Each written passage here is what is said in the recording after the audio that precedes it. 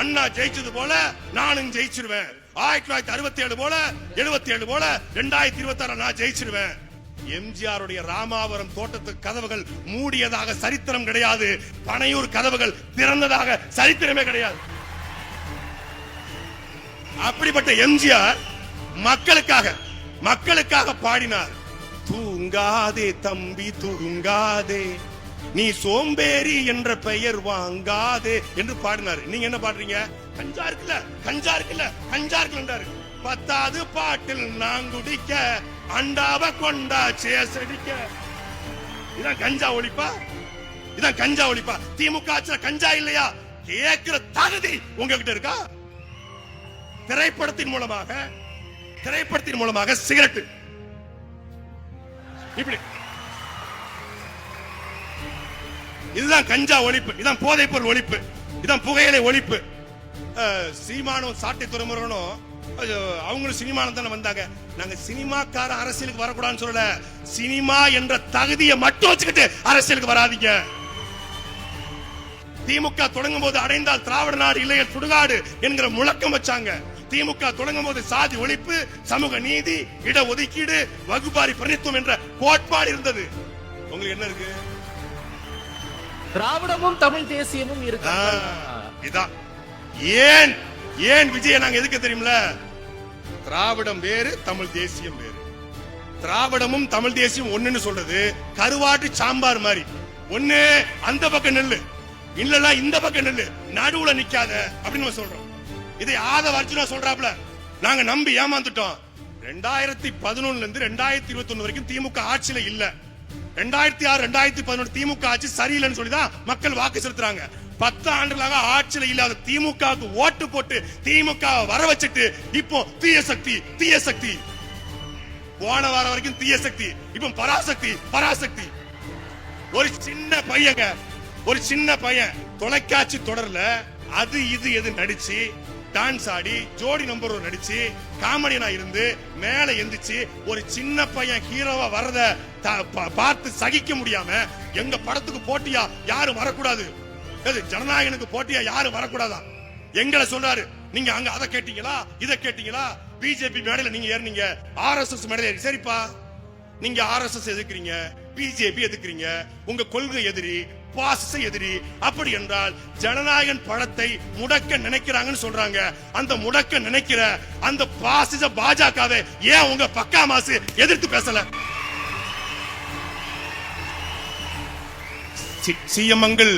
CM sir, உங்களுக்கு என் மேல ஏதாவது வருத்தம் இருந்தா எண்ணிய பழி வாங்குங்க, என் ஆளுகளை விட்டுருங்க.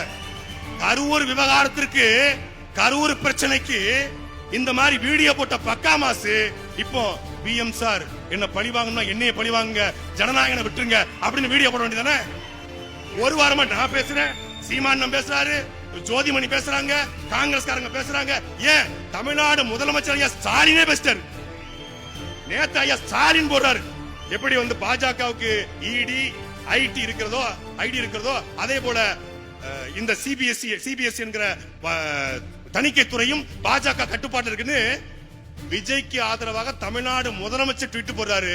விஜய் பனையூர்ல உட்காந்து சோத்தை பார்த்துட்டு உட்காந்துருக்காப்ல. ஏன்னா 4 மணி நேரம் சோத்தையே பார்த்துட்டு பாப்லையா. 4 மணி நேரம் சோத்தை 4 நாள் ஆச்சுங்க. 500 கோடி படம், 500 கோடி ரூபாய் படத்தை, ஒரு படத்தையே சொன்ன தேதியில வெளியிட முடியாத உங்களால் இந்த நாட்டை எப்படி மாற்ற முடியும்? இதுல நான் குறி வைக்க மாட்டேன். குறி வச்சால் நான் பின்வாங்க மாட்டேன். நான் திரும்பி வர ஐடியாவே கிடையாது. எங்க திரும்பி வர ஐடியா இல்ல, திரும்பவே இல்ல. அப்புறம் நம்ம தம்பி சாட்டை, நாங்க எவ்வளவு உரையாடி இருக்கோம், எவ்வளவு பேசியிருக்கோம் எங்க 2 பேருக்கு தான் தெரியும். விஜய் அவர்கள் இந்த இப்படி நின்னாரு போராடமெல்லாம் பேசுறாரு. சரி, நான் ஒண்ணு செய்யணுமா? அன்பு தம்பிகளே, அண்ணனை வலசரவாக்கம் வர சொல்லி இருக்கிறார்கள். நீங்கள் எல்லோரும் உடனே வந்துடணும். அண்ணனுக்கு எப்படி சொல்றதுன்னு தெரியல. எனக்கு சாட்ட அளவுக்கு அவர் அளவுக்கு பெர்ஃபார்மன்ஸ் பண்ண வருமான்னு தெரியல. லைவ் ரிலே எப்படி ஒரு லோக்கல் ஸ்டேஷனுக்கு விசாரணைக்கு கூப்பிட்டதுக்கு அத்தனை பேரை கூப்பிட்டு இவர் இப்படிங்கிறாரு. சரி, நான் என்னன்னு சொல்றேன், அம்மையார் ஜெயலலிதா அவர்களை சட்டமன்றத்தில் வச்சு அடிச்சது யாரு? அன்னைக்கு அவங்க ஒரு அரசியல்வாதி. ஆனா கம்பேக் எப்படி இருந்துச்சு? சட்டமன்றத்துக்குள்ள உங்களை விட்டு விரட்டி அடிச்சாங்களா? தளபதி விஜய் அவர்கள் கை கட்டினதுக்கே எப்படி பேசுறீங்களா? இன்னைக்கு தொடு பார்ப்போம். ஏன்னாக்கா ஒரு அரசியல் களத்துக்குள்ள ஒருத்தர் வராருன்னு சொன்னாலே எந்த அடிப்படையில நீங்க அவர் எதிர்க்கிறீங்க சொல்லுங்க பாப்போம். ரஜினி அவர்கள் அரசியலுக்கு வரேன்னு சொன்னாரு, அவ்வளவுதான், போட்டு முடிச்சு விட்டாரு. கொஞ்சம் நஞ்சா பேச்சு கிடையாது. அவர் ஒரு கன்னடரு, அவர் ஒரு அவரை பத்தி பேசினாலும் பரவாயில்ல. எதுக்கு சம்பந்தம் இல்லாம அவர் மகள் ஐஸ்வர்யா பத்தி பேசுனீங்க, தனுஷ பத்தி பேசுனீங்க. அப்புறம் அஜித்தை பத்தி, அஜித் ஒரு மலையாளி, இங்க கன்னடம், அங்க மலையாளி. விஜயகாந்த் அவர்களை அவன் தெலுங்க. இன்னும் கூடுதலா போய் நல்ல கண்ணு கெண்டக்கால் மயிலுக்கு ஒரு சமமா வருவானா விஜயகாந்த் பேசியது யாரு? நல்லா தெரியும். அண்ணன் சீமானன் தான் அதுக்கு பேசுறாரு. அப்போ அரசியல் களத்துக்குள்ள வந்தாங்கன்னா நல்லது செய்யறாங்களான்னு பாருங்க. நீங்க எதற்காக பிளவுவாத அரசியல் நீங்க பேசுறீங்க? நீங்க எல்லாத்தையும் ஒத்துமையா இருக்கணும்னு சொல்லிவிட்டு நீங்க சாதி அரசியலை கையில் எடுக்க வேண்டிய அவசியம் என்ன? ஏன்னா மும்பைக்கு போய் பிஜேபி ஓட்டு கேட்டாலும் அப்படித்தான் பேசுவீங்க, சரிங்களா? அவர் சமீபமா ஒரு ட்விட்டர்ல ஒரு பதிவு போட்டிருந்தாரு, இப்ப பார்த்தேன். அண்ணே சொன்னா கேட்டுக்கணும் போட்டிருந்தீங்க ப்ரோ. அண்ணே சொன்னா கேட்டுக்கணும் அப்படின்றது இன்னைக்கு ரொம்ப ட்ரெண்டிங்கா வந்துகிட்டு இருந்துச்சு. இப்ப தம்பி மாருங்களே, அண்ணே சொன்ன மாதிரி பாம்பு கடிச்சா அப்படியே நின்னா விஷம் ஏறாது. ஒரு கட்டுவிரியா பாம்பு கொண்டு வாங்க, கடிக்க விட்டு பார்ப்போம். சாட்ட புறவை இப்ப கடிக்க விடுவோம். நீங்க அதே மாதிரி அமைதியா இருங்க. விஷம் ஏறுதா இல்லையான்னு நிகழ்ச்சி முடியறதுக்குள்ளே தெரிஞ்சு போயிடும். புரியுதுங்களா? அப்போ அண்ணே சொன்னா எல்லாத்தையும் கேட்க முடியாது. புரியுதுங்களா? பழனி பாபா சொன்னதை மறுபடியும் ஞாபகப்படுத்த வேண்டியது இருக்கு. எவன் ஒருவன் பெரியாரையும் எவன் ஒருவன் அம்பேத்கரையும் சந்தேகிக்கின்றானோ, வேணான்னு சொல்றானோ, அவனை நீ சந்தேகப்பட, அவனை கேட்டுக்காத, அவனை சேர்த்துக்காத, அவன் பேராபத்து அப்படின்றாரு. புரியுதுங்களா? பெரியாரை நீங்க உடைக்கிறதுக்கு கடப்பாறையை தூக்கிட்டு வரேன்றீங்க. சாட்டை அவர்களுக்கும் யூடியூப் சேனல் அவர்ல பேசக்கூடிய அந்த விஷயத்துக்கும் நாம் தமிழருக்கும் சம்பந்தம் இல்லைன்னு அண்ணன் சொல்றாரு. அப்படின்னா அதுல நீங்க பேசுவது உங்களுக்கு தனிப்பட்ட கருத்து அப்படின்னு அண்ணன் சொல்றாரு. அப்படிதான் நீங்க அப்படிதானே? நீங்க சாட்டை சேனல்ல நீங்க பேசுறதுக்கும் நாம் தமிழர் கட்சிக்கு எந்த சம்பந்தமும் இல்லைன்னு சொன்ன பிறகு எதுக்கு உங்க சேனல்ல உட்கார்ந்து விஜய் பற்றியே பேசுறீங்க? அப்போ விஜய பத்தி பேசினா வருமானம் வரும், காசு வரும். உங்களுக்கு ஒரு சவால், உங்களுக்கு ஒரு சவால். நீங்க உங்க சேனல்ல பேசாதீங்க. இன்னைக்கு மேல நீங்க மத்த இடத்துல இந்த மாதிரி எல்லா இடத்துலயும் போய் விஜய பத்தி பேசுங்க. நீங்க அவரை பத்தி பேசினால்தான் உங்களுக்கு வருமானம் வருதுனால நீங்க தொடர்ச்சியா பேசுறீங்க. இல்ல வருமானத்தை கொடுக்கறது யாருன்றதை அப்புறம் பேசிக்கலாம். புரியுதுங்களா? இதுல அனில் 65 போட்டுருவேன், அனில் 65 போட்டுருவேன். பிரதர், அணில செல்ல புள்ளையா ஊருக்குள்ள வளர்ப்பாங்க, புளிய ஜூல வச்சு வளர்ப்பாங்க, இல்ல காட்டுல வச்சிருப்பாங்க. ஊருக்குள்ள வந்தீங்கன்னு வச்சுங்களேன், மயக்க ஊசிதான். அதை பார்த்துங்க. தமிழ் இலக்கணத்துல நிறைய அணிகள் உண்டு. உருவக அணி, ஊமை அணி, வஞ்சக புகழ்ச்சி அணி, உயர் நவிர்ச்சி அணி அப்படின்னு பல அணிகள் உண்டு. சகோதரர் இப்ராஹிம் ராவுத்தர் பேசும்போது எனக்கு ஒரு அணி ஞாபகத்துக்கு வந்துச்சு. சிலப்பதிகாரத்துல ஒரு பாடல், போரளந்தெடுத்த ஆரையில் நெடுங்குடி வாரல் என்பது போல மரித்து கைகாட்ட அப்படிங்கிறது ஒரு கவிதை. என்ன விளக்கம் அப்படின்னா, கோவலனும் கண்ணகியும் மதுரைக்குள்ள போறாங்க. அப்படி போகும் பொழுது மதுரையில தோரண வாயில கட்டப்பட்டிருந்த கொடிகள் காற்றில் அசையுது. காற்றில் அசைஞ்ச உடனே கவிஞர் சிலப்பதிகாரத்தை எழுதிய எடுகோரி சொல்றாரு, அவனுக்கு ஒரு சம்பவம் நிகழ்ந்துருது. கோவலனுக்கு முன்னாடியே அந்த கொடியெல்லாம் அசைஞ்சு நீ வராத அப்படிங்கிற மாதிரி கை காட்டுச்சு அப்படின்னு அவர் எழுதுறாரு.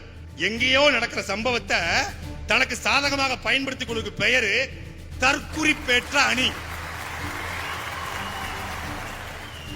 தமிழ் இலக்கணம் தற்குறி பேற்ற அணி. வேணா விக்கிபீடியா கூகுள்ல தேடி பாருங்க. அதாவது தன்னால் நடக்கக்கூடிய ஒரு சம்பவத்தை அடுத்தவன் மேல பழிய போடுறதுக்கு பேர் என்னது? தற்குறிப்பேற்ற அணி. தான் தாமதமாக வந்துவிட்டு 12 மணிக்கு வருவதாக சொல்லிவிட்டு 12 மணிக்கு வருவதாக சொல்லிவிட்டு 7:30 மணிக்கு வந்ததுனால தாமதத்தினால தண்ணீர் இல்லாம கழிவறை இல்லாம கால் கிடக்க நின்று 41 பேர் செத்தத அரசாங்கத்தின் மீது பழியை போடுவது தற்குறிப்பேற்ற அணி.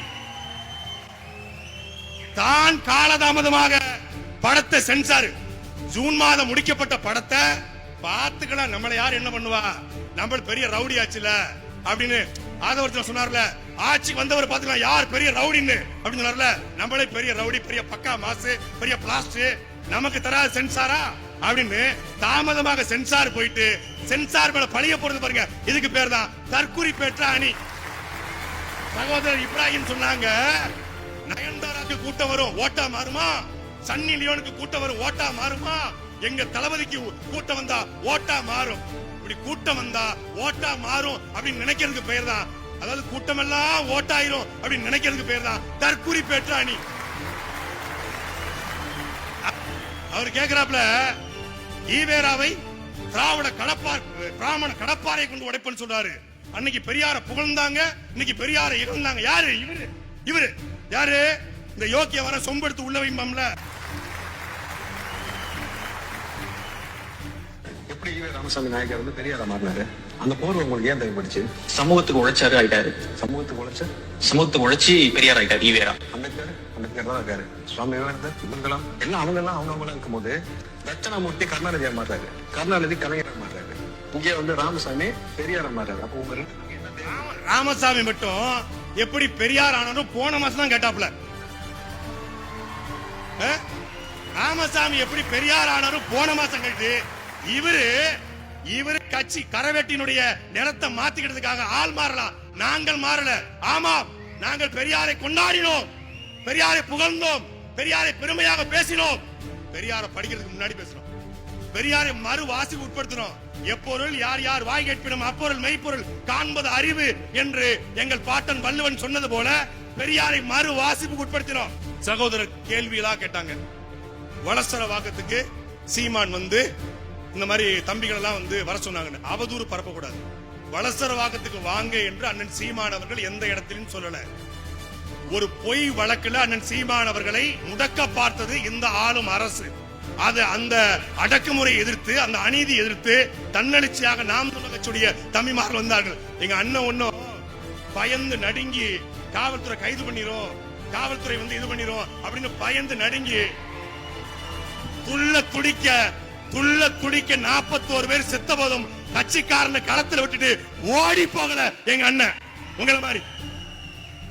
அதுவும் படிவேல் சொல்றாருல, போலீஸ் ட்ரெயினிங்ல கூட யாரும் ஓடலடா, எடுத்தே மாதிரி ஒரு ஓட்டம் பனையூர்ல தான் நின்ன. கரூர்ல இருந்து பனையூருக்கு ஓடி போன நீங்களா வளசர வாகத்தை பத்தி பேசலாமா? சரி, நான் வெளிப்படையா கேக்குறேங்க, வெளிப்படையா கேக்குறேன். யோ, ஆமக்கறி சாப்பிடாதவன் பேசுவான். இந்த ஆமக்கறி, இந்த மான் ஊருகா நான் கொள்கை ரீதியா வைக்கிறேன். நீ இன்னும் நீ ஆமக்கறி மான் ஊருகா ஏகே போரு. ஆமக்கறி என்பது ஈழத்த சாதாரண உணவு, அதெல்லாம் ஒரு விமர்சனம் கொள்கை ரீதியா வைக்க. விஜயனுடைய தாவேகாவுடைய கொள்கை என்ன? கொள்கை எதிரி யாரு? பாஜக. கொள்கை எதிரி பாஜக என்று அறிவித்துவிட்டு செப்டம்பர் 27க்கு பிறகு ஏன் அந்த பாஜகவை பக்கா மாசு விமர்சிக்கவே இல்லை? பதில் சொல்லுங்க. இப்பொழுது ஒரு பக்கம் சிபிஐ, ஒரு பக்கம் சென்சார், ரெண்டு பேரும் குடிமை வச்சு பிடிச்சிருக்காங்க. எனக்கு தெரிஞ்சு நம்ம எல்லாம் அறந்தாங்கிக்காரங்க அறந்தாங்கில பொங்கல், அண்ணன் போஸ் வெங்கட்டுக்கு அறந்தாங்கி வருவாரு, எங்க அண்ணன் பாலச்சந்திரன் கர்நாடகாவில் பொங்கல், அண்ணன் பரமசிவத்துக்கு திண்டுக்கல்ல பொங்கல், அண்ணன் ஸ்ரீராமுக்கு சென்னையில பொங்கல், நம்ம தமிழரசனுக்கு சென்னையில பொங்கல், எனக்கு திருச்சியில பொங்கல், பக்கா மாசுக்கு டெல்லியில பொங்கல். அது என்ன பொங்கல்? சாதா பொங்கல் இல்ல, சிபிஐ பொங்கல். கைய கட்டி அடியும் உதையும் கலந்து வச்சா போக்கிரி பொங்கல். இது சிபிஐ பொங்கல். சரண்டர் தான். இவங்க எல்லாம் நம்மள கேள்வி கேட்கிறாங்க. நாம் தமிழர் கட்சிக்கு விடுகிற வாக்கை எந்த கொம்பாதி கொம்பனாலும் தடுக்க முடியாது. திருநெல்வேலி உறுதி சொன்னாங்க. திருநெல்வேலி ஒண்ணும் தப்பு இல்ல, பிளாக்ல டிக்கெட் விற்கிறதா தப்பு. திருநெல்வேலி ஒண்ணும் தப்பு இல்ல, மக்களுடைய வயிற்றுல அடிச்சு லாட்டரி சீட்டு வித்து அந்த காசுல வந்தவனை பொதுச்செயலாக வச்சிருப்பதா தப்பு. ஜனநாயகன் டிக்கெட்ட மதுரையில வெற்றி தியேட்டர்ல 180 ரூபாய் டிக்கெட்ட 1000 ரூபாய்க்கு வித்து ஏழைகளை வயிற்றுல அடிச்சு கட்சி நடத்துற கட்சி நாம் தமிழர் கட்சி அல்ல. என் அண்ணனுக்கு நான் உழைச்சு கொடுக்கிறேன். விஜய பத்தி பேசினா எங்களுக்கு வருமானம் கிடையாது. விஜய் என்கிற அந்த அரசியல் அழுக்கை இந்த தேர்தலோடு ஒழித்து கட்ட சாட்டை சுழலும்.